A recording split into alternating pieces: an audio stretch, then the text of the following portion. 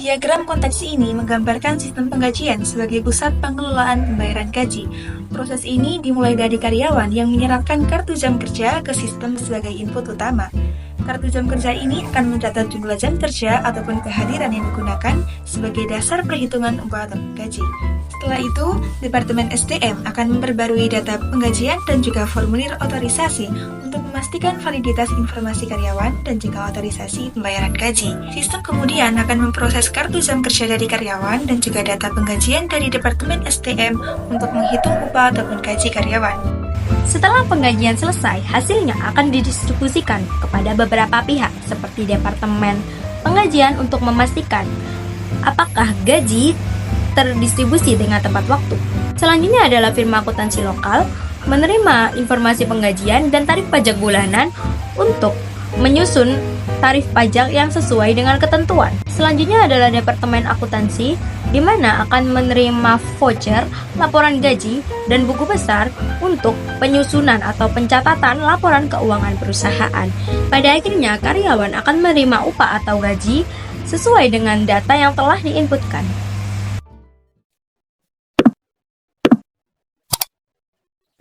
Pada proses pertama, yaitu pengumpulan data oleh karyawan yang nantinya akan diinput pada 3 departemen. Yang pertama ada Departemen Penggajian untuk menghitung kartu waktu dan data setelahnya akan dimasukkan pada data store. Yang kedua ada di Departemen Firma Akuntansi Lokal yang akan diupdate di proses kedua nanti. Lalu di entitas ketiga ada Departemen HR yang akan menyusun data dari para karyawan yang sudah dikumpulkan tadi. Dan data yang sudah dikumpulkan juga akan dimasukkan pada data store. Lanjut pada proses kedua ada input dari 2 entitas yaitu Departemen Firma Akuntansi Lokal yang akan mengupdate bagian rekomendasi bulanan pajak gaji karyawan dan ada Departemen HR yang akan menyusun data karyawan dan menghitung lembur tarif shift, yang mana data dari proses kedua nanti juga akan diinput pada data store dan juga akan diinput pada database backup. Selanjutnya saya akan menjelaskan mengenai proses 3, di mana persiapan penggajian data yang diperbarui dan sudah melalui pengecekan rekonsiliasi untuk memastikan keakuratan kartu waktu. Outputnya dapat berupa data akhir penggajian yang akan digunakan di proses selanjutnya. Lalu proses keempat, yaitu finalisasi penggajian data akhir yang dimasukkan ke jurnal entry dan diposting ke buku besar. Cek yang sudah disiapkan untuk dibagikan kepada karyawan menghasilkan jurnal keuangan final.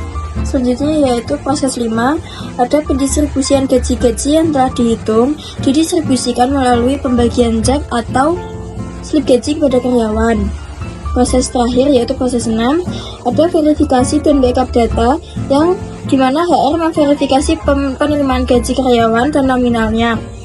Data yang diverifikasi disimpan dalam database utama dan backup database.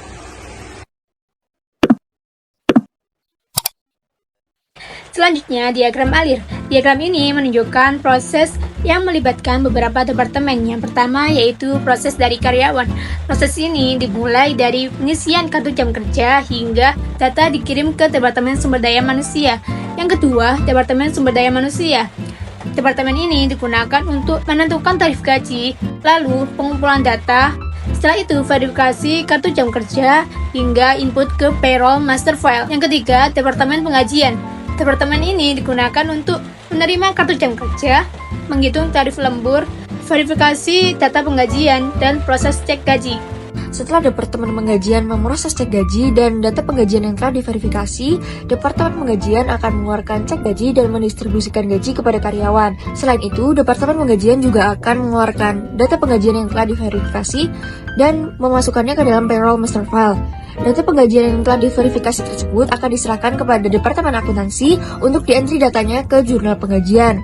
Dari situ, Departemen Akuntansi juga akan mengeluarkan jurnal voucher yang diposting ke buku besar.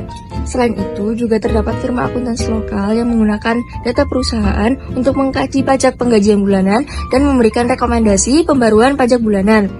Rekomendasi ini diserahkan kepada Departemen Penggajian. 3 kelemahan dalam payroll system. Yang pertama adalah sistem penggajian manual yang beresiko menyebabkan kesalahan. Yang kedua adalah keamanan data yang rentan yang berpotensi terjadinya pelanggaran data. Dan yang ketiga, pemisahan tugas yang tidak memadai. Hal ini meningkatkan resiko penipuan dan kesalahan yang tidak terdeteksi. Kemudian ada solusi untuk memperkuat pengendalian internal dalam sistem penggajian. Yang pertama adalah terapkan sistem absensi elektronik seperti pemindai biometrik atau kartu berkemampuan RFID. Dan yang kedua, lakukan pemisahan tugas dengan membagi tanggung jawab ke beberapa pihak. Yang ketiga, pengendalian kontrol autentikasi. Dan yang keempat yaitu mengadakan program pelatihan karyawan.